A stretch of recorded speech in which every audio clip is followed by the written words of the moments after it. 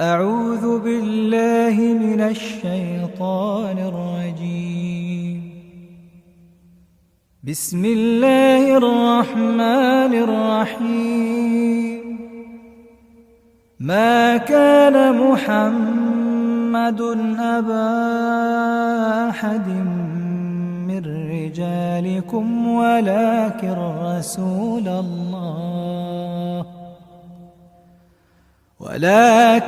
رسول الله وخاتم النبيين وكان الله بكل شيء عليما. يا أيها الذين آمنوا اذكروا الله ذكرا كثيرا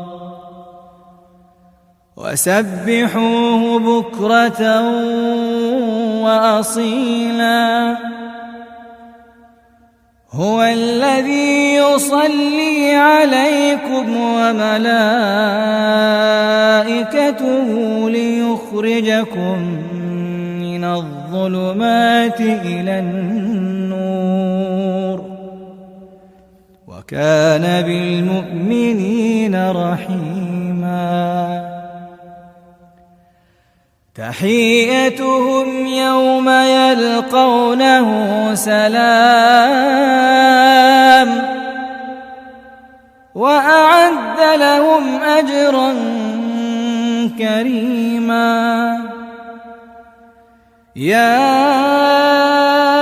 أيها النبي إنا أرسلناك شاهدا ومبشرا ونذيرا وداعيا إلى الله بإذنه وسراجا منيرا. وبشر المؤمنين بأن لهم من الله فضلا كبيرا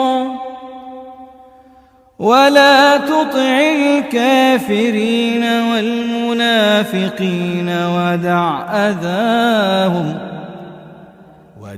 أذاهم وتوكل على الله وكفى بالله وكيلا.